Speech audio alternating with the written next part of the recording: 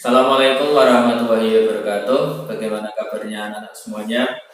Pada video kali ini kita akan belajar tentang muatan SPDP, Bahasa Indonesia dan PPKN yang ada di subtema 1. Ya, ini mungkin nanti tidak panjang videonya, Pak Sulis hanya merangkum sedikit-sedikit. Jadi tentunya kalian tetap harus membaca semuanya sampai selesai ya, sesuai yang ada di buku. Baik, sebelum kita mulai pembelajaran hari ini, mari kita baca basmalah terlebih dahulu. Bismillahirrahmanirrahim. Pertama, kita belajar SPDP dulu. SPDP-nya di subtema 1 ini yaitu kita belajar tentang bunyi panjang dan bunyi pendek pada lagu ya. Yang nanti ada istilah yang disebut dengan pola irama. Jadi di dalam SPDP itu nanti ada 3 istilah yang akan sering keluar. 3 istilah ini, yang pertama yaitu pola irama, yang kedua tempo, yang ketiga adalah birama. Nanti kalian harus bisa membedakan 3 ini supaya tidak bingung. Yang pertama ini kita pelajari adalah tentang pola irama.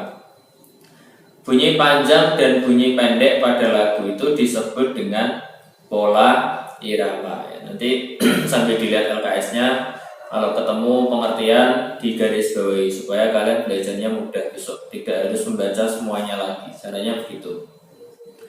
Di situ dijelaskan pola irama adalah susunan tertentu panjang pendek bunyi pada lagu. Kalian dapat menemukan pola irama pada sebuah lagu. Pola irama dapat dihitung menggunakan ketukan. Ingat, pola irama dapat dihitung menggunakan ketukan. Ketukannya harus ketukan yang teratur. Contohnya seperti detak jarum jam kalau di situ. Jadi ketukannya harus teratur. Jadi jedanya harus teratur. Itu namanya ketukan. Nah, yang dimaksud pola irama itu adalah bunyi panjang atau bunyi pendek pada lagu. Karena kalau kalian nyanyi itu kan pasti ada yang panjang, ada yang pendek. Lah itu disebut pola irama. Diingatkan. Itu saja. SPDP-nya tentang pola irama. Yang penting pengertiannya kalian harus tahu. Di situ ada contoh lagu kupu-kupu. Nah, di situ di bawahnya ada simbol kotak. Ada yang kotaknya persegi, ada yang kotaknya persegi panjang. Ya. Di situ juga diberi keterangan kalau simbol kotaknya itu persegi, itu artinya nadanya pendek, menyanyikannya dengan nada pendek. Kalau panjang berarti dengan nada yang panjang. Baik. Begitu saja. Itu yang SPDP-nya. Kemudian kita lanjut ke muatan bahasa Indonesia. Di sini kita belajar tentang ciri-ciri makhluk hidup. Kemarin yang sudah mengikuti Zoom pasti sudah Pak Sulis sedikit jelaskan ya. Ciri-ciri makhluk hidup. Jadi makhluk yang ada, benda-benda yang ada di bumi ini ada yang hidup, ada yang tidak hidup. Kemarin contohnya ada batu itu tidak hidup. Terus contoh yang makhluk hidup kemarin pas kasih gambar, contohnya anak ayam ya. Itu contoh makhluk hidup. Nah, makhluk hidup itu ciri-cirinya apa? Di buku dijelaskan ciri-cirinya ada 6. Yang pertama yaitu bernafas, memerlukan makan dan minum, kemudian bergerak, tumbuh, berkembang biak, dan yang terakhir adalah peka terhadap rangsang. Ingat-ingat ada 6 itu ya. Ada 6. Baik, langsung ditulis. Ciri-ciri makhluk hidup.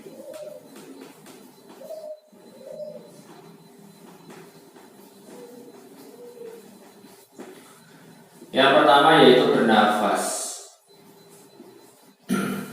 Makhluk hidup itu pasti bernafas. Kemudian alat pernafasan pada makhluk hidup itu berbeda-beda, terutama pada jenis hewan, makhluk hidup hewan. Seperti ada yang bernafas menggunakan paru-paru, itu alatnya ya, paru-paru. Ada yang menggunakan insang, contohnya ikan yang hidup dalam air. Kemudian ada yang menggunakan trakea. Trakea itu untuk jenis serangga. Kemudian ada lagi yang nanti pundi-pundi udara, itu yang dimiliki oleh hewan burung. Kemudian ada lagi yang bernafasnya menggunakan kulit, ya contoh hewannya seperti cacing ya, kemarin sudah kita jelaskan. Itu kalau hewan. Kemudian untuk tumbuhan bagaimana? Tumbuhan juga sama, tumbuhan juga bernafas, tapi cara pernafasannya berbeda dengan kita, berbeda dengan hewan. Ya. Cara pernafasannya dia menggunakan yang namanya stomata. Ya.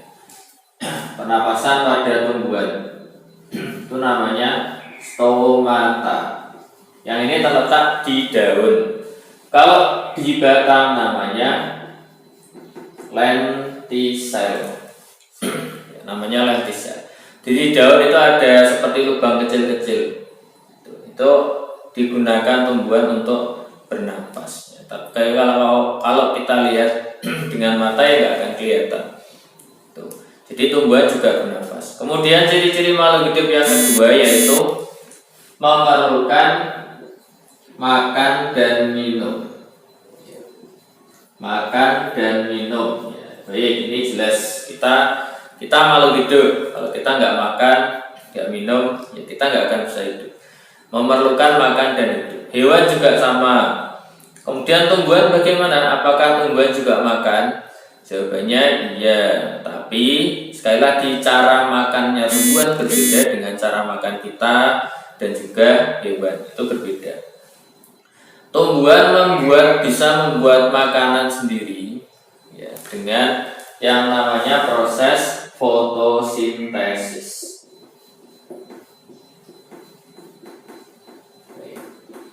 Fotosintesis di buku kalian ada, nanti di garis bawahi.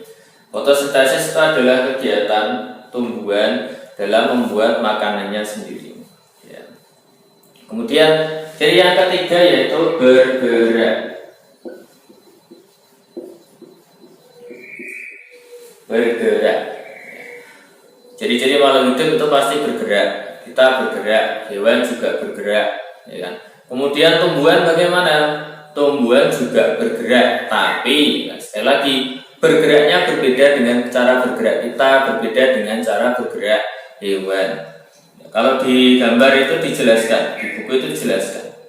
Cara bergeraknya tumbuhan adalah dengan mengikuti arah datangnya cahaya matahari. Kalau kalian tidak percaya nanti bisa dicoba. Kalau kalian punya bunga, taruh di dalam ruangan, kemudian yang di sebelahnya itu ada jendela atau yang ada jendela dari arah sinar matahari. Setelah beberapa hari nanti coba kalian perhatikan, pasti batangnya atau daunnya itu akan mengarah ke arah sinar matahari, berbelok. Jadi tumbuhan juga bergerak. Yang keempat yaitu tumbuh.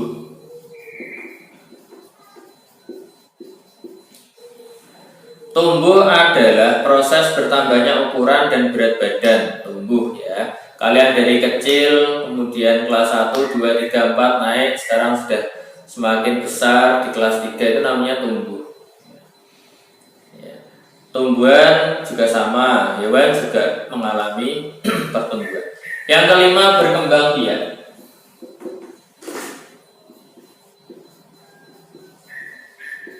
Yang kelima berkembang biak.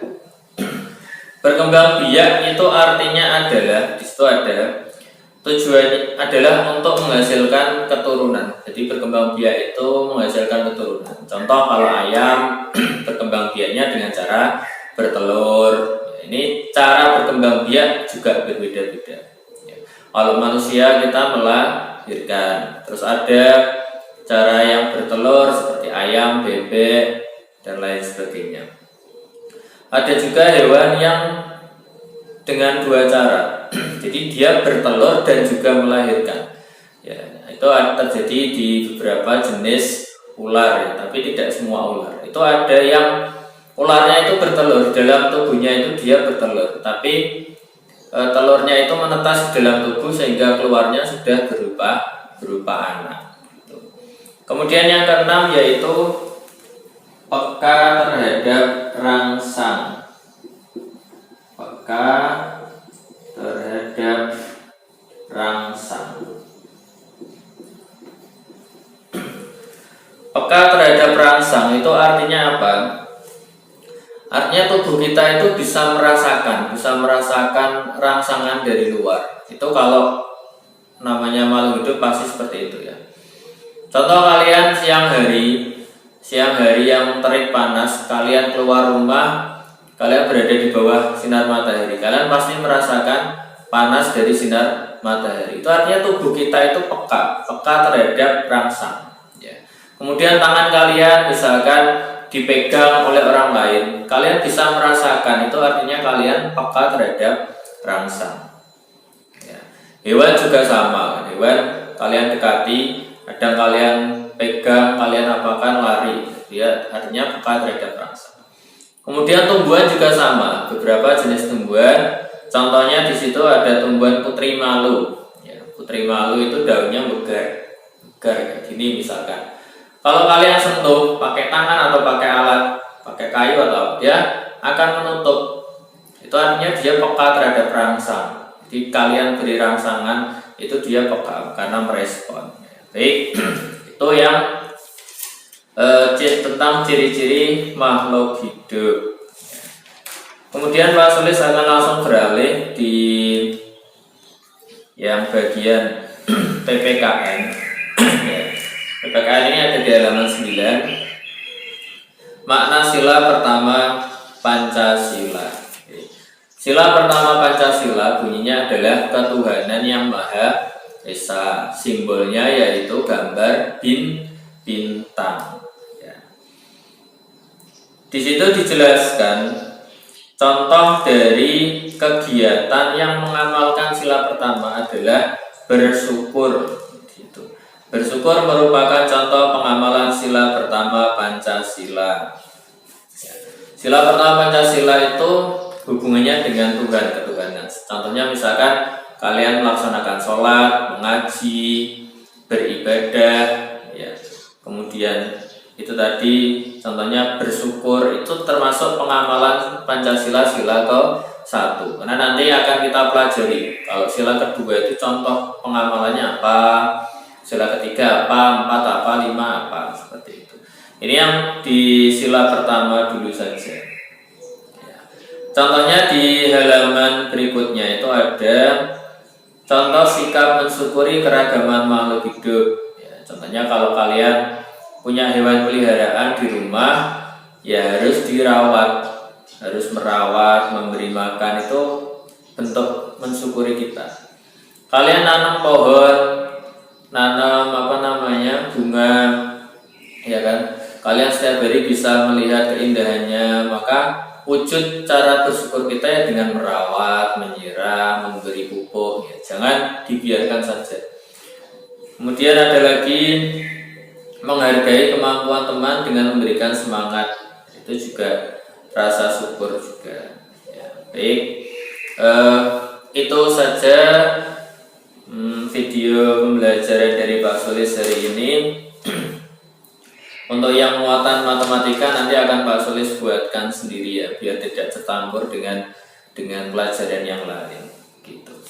Baik, itu sedikit untuk pelajaran hari ini. Semoga bermanfaat. Kalau belum paham, nanti sambil dibaca bukunya ya. Tentunya bukunya harus dibaca. Begitu.